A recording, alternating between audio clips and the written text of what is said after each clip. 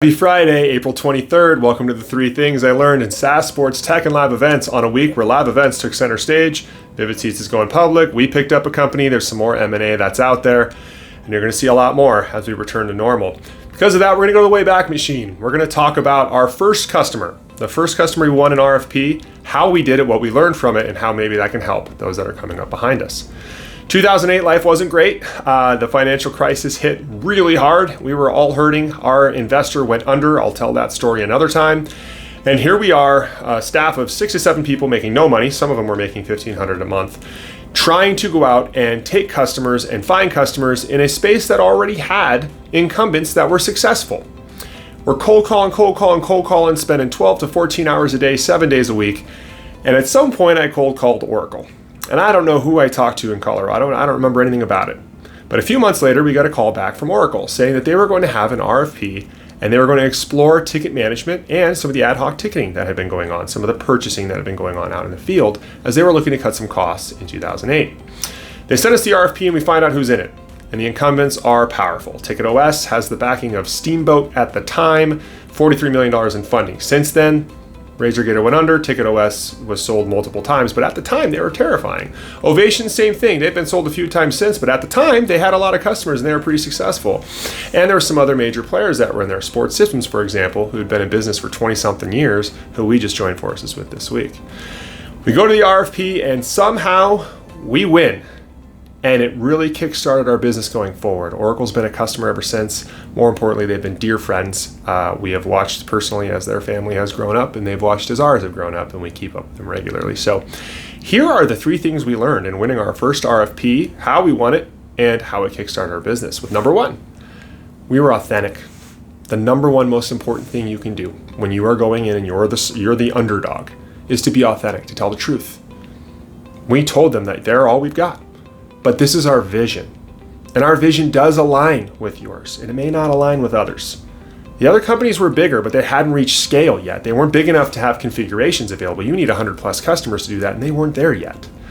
And we walked in and we shared what we believed was going to happen in the ticketing market, which included the secondary market, which included mobile ticketing, which included transfers. This is 2008. At the time, the incumbents were just moving around physical tickets and trying to sell them on the secondary market. Because of that authenticity, we won that deal. That's number 1. When you find your first customer, you better be authentic because that's going to kickstart your business for a long time. 2, pick the right customers first. Now, I know this one sounds silly because you're saying, I don't have any customers. I will sign anybody and move forward with those. I'm here to tell you that the first customers in enterprise SaaS are going to have a huge influence on how much success you have in the future. And I'll give 2 examples. Oracle was a fantastic first customer for us. They had the same vision we did. They saw the inefficiencies in the market. They saw the inefficiencies of the incumbents. They knew we weren't as big and powerful, but they saw that we were aligned. And they became a great partner because of it. And our roadmaps aligned, and what we built actually became something that was attractive to every other business until we reached scale of 100 customers, where now we have the ability to be that configurable for everybody. In juxtaposition, another one of our early customers who we signed in 2010 and kept until 2013 when we finally broke up with them and decided not to renew the deal was the opposite. They were a Fortune 50 company.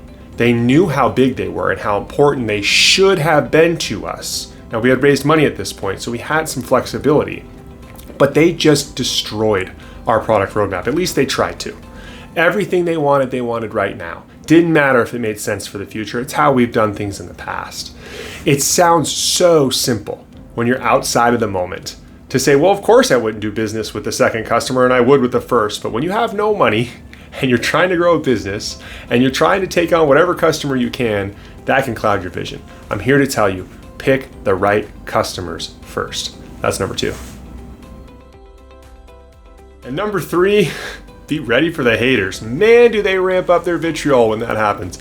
Once we won Oracle and we started to win some customers going from there, we got it from every angle. The incumbent partnership managers were out there telling us that they were going to kill us if we didn't give them a pound of flesh. There was no way we were going to succeed in this business without them. Our competitors really ramped it up. They started calling our customers. They started trying to recruit our staff away. They started calling our investors. They will do anything they can to try to stop you from entering their sandbox. I had one tell me flat out that what we do here is play defense. We don't like what you guys are doing. This is a good thing. It's a good thing because any company that's so focused on another company, they're not paying attention to the customer. And those who pay attention to the customers, they win. Once you get their attention, see that as a positive. That's it for the 3 things this week. We'll see you all next week.